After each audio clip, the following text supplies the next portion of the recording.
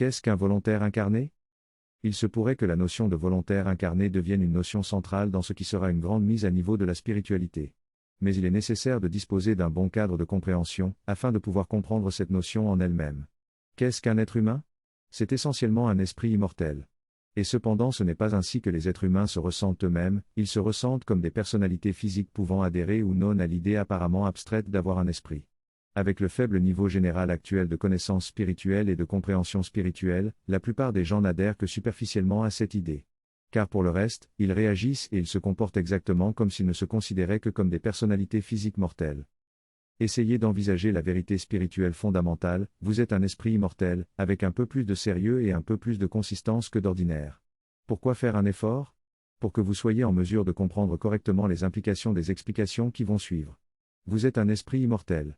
Mais pour vous incarner au sein d'une race éthérique ou au sein d'une race physique, vous devez d'abord vous unir à une complexion astrale. À une âme astrale. À quoi correspond cette notion de s'unir? C'est juste pour désigner d'une manière différente le fait de vous incarner dans une complexion astrale. Car au final il s'agit aussi d'une sorte d'incarnation, mais dans une complexion astrale. Vous êtes un esprit immortel, puis vous vous incarnez dans une âme astrale. Et à partir de là vous avez une âme astrale. L'âme astrale vit naturellement dans l'univers astral, composé de galaxies, de systèmes stellaires et de planètes. Mais dans la matière énergie astrale. Lorsque vous vous incarnez dans une âme astrale toute neuve, elle ne possède encore aucune empreinte génétique. Elle est davantage une sorte de masse énergétique astrale, plutôt qu'elle ne serait une véritable complexion matérielle astrale.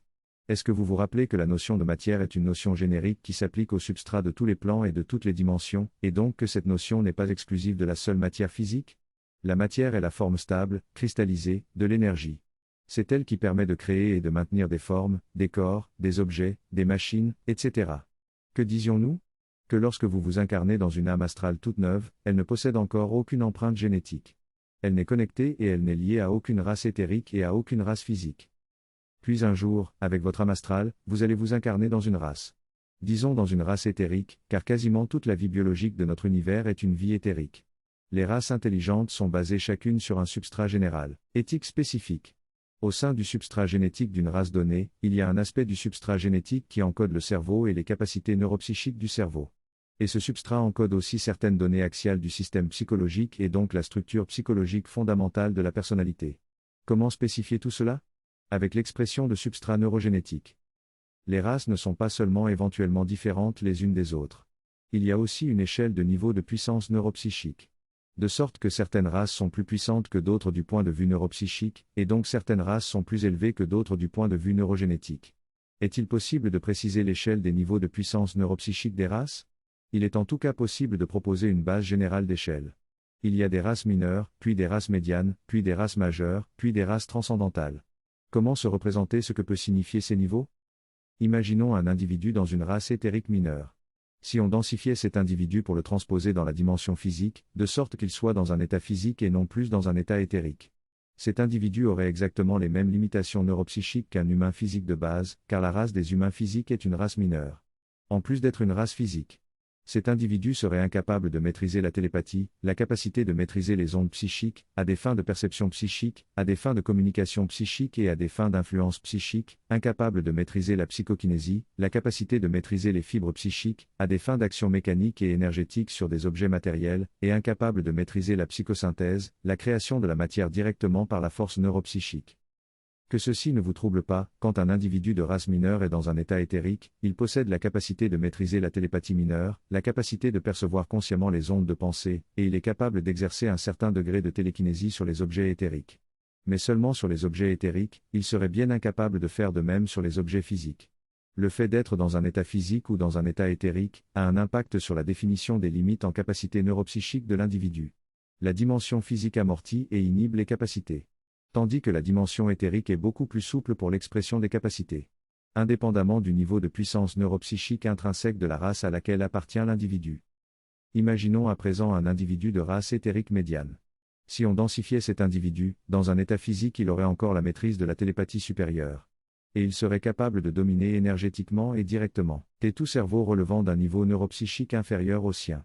Cet individu aurait encore un certain degré, modeste certes, de psychokinésie sur des objets matériels physiques.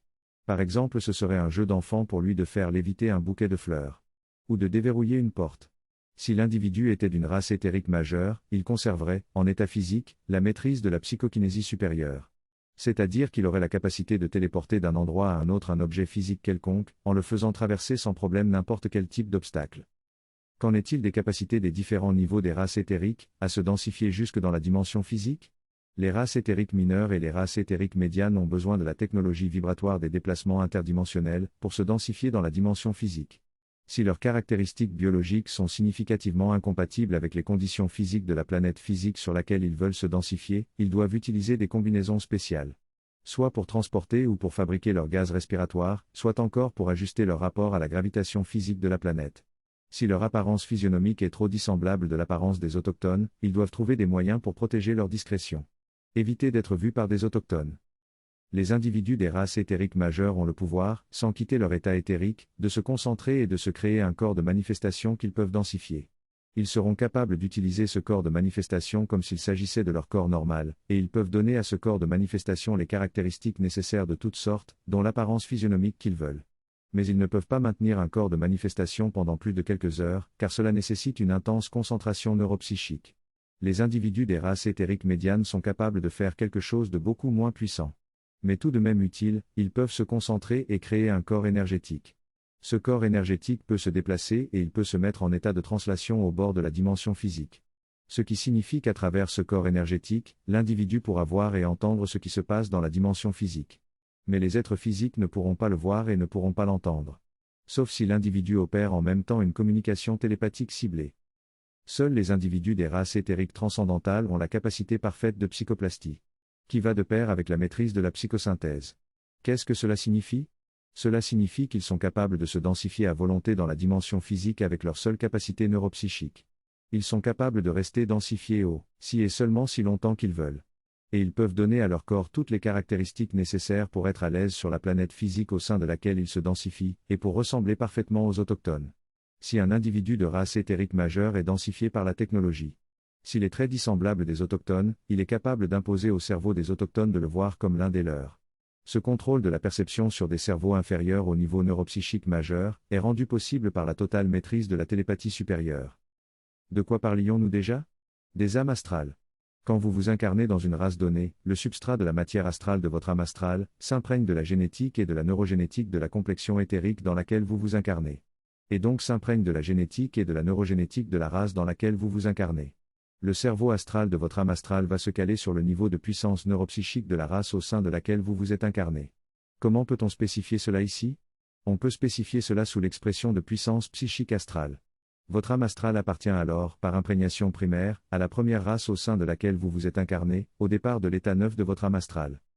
Votre âme astrale a donc une identité de race, et sa puissance psychique astrale est corrélée à la puissance neuropsychique de sa race d'identification. Si l'identité de race de votre âme astrale c'est par exemple la race Axe, si vous vous incarnez ensuite dans la race BX, vous restez une âme de race Axe incarnée dans une complexion de race BX. Vous ne devenez pas une âme de race BX. Sauf si vous vous incarnez successivement un grand nombre de fois dans la race BX, comme ça l'empreinte génétique de la race Axe dans votre âme astrale va être écrasée et remplacée par l'empreinte génétique de la race BX. Qu'est-ce qu'un volontaire incarné? C'est une âme astrale de race différente, incarnée dans un corps de race humaine physique terrestre. La plupart des volontaires incarnés viennent de races éthériques médianes.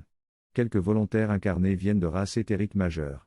Tandis que les races éthériques transcendantales ne viennent jamais comme volontaires incarnés. Les volontaires incarnés ont deux missions contingentes. La première mission est qu'ils essaient de réussir à activer une puissance neuropsychique médiane pendant qu'ils sont en incarnation. La seconde mission est que, une fois qu'ils auraient réussi à activer la puissance neuropsychique médiane en situation d'incarnation, la seconde mission est qu'ils utilisent leur capacité neuropsychique médiane éveillée pour s'impliquer dans le travail de stimulation de l'évolution psychosociale de la race humaine terrestre, sous une forme ou sous une autre. La capacité de travailler dans la seconde mission, dépend de la réussite de la première mission. L'inertie du cerveau humain terrestre est telle que, les volontaires incarnés subissent la même inhibition de leur lucidité astrale et spirituelle, que les autochtones humains terrestres. Mais ils conservent une sensibilité plus grande que les autochtones face aux messages et aux enseignements évoquant des réalités multidimensionnelles. Et malgré l'inertie du cerveau humain terrestre, les volontaires incarnés sont plus sensibles que les autochtones, à l'idée de travailler sérieusement à développer leur force neuropsychique, leur force psychique. Ils aspirent sérieusement à maîtriser des capacités psychiques supérieures. Typiquement, quand un volontaire incarné lit ou écoute un texte comme celui-ci, il ressent un tressaillement de joie dans son cœur. C'est son âme astrale de race éthérique médiane, plus évoluée qu'une âme astrale de race humaine terrestre. C'est son âme astrale qui reconnaît énergétiquement les réalités qui sont traitées. Le volontaire incarné ne doit pas chercher à échapper à la vie terrestre. Il doit essayer de se construire et de maintenir une vie terrestre simple et équilibrée. Et c'est au sein de sa vie terrestre normalisée qu'il doit essayer de trouver de la place pour une pratique interne régulière afin de développer sa force psychique. Non, ce n'est pas facile. Mais c'est possible, et c'est tout ce qui importe. Combien de volontaires incarnés, depuis que cela se pratique? Combien de volontaires incarnés ont réussi à réveiller en eux une force neuropsychique médiane? La réponse généreuse c'est que c'est très rare qu'un volontaire incarné réussisse cet exploit. Et cependant chaque volontaire qui vient en incarnation doit essayer. Ce qui manque aux volontaires incarnés, c'est un système de travail psychique puissant. Mais un tel système est en cours de conception, et ses premières versions intéressantes sont déjà disponibles.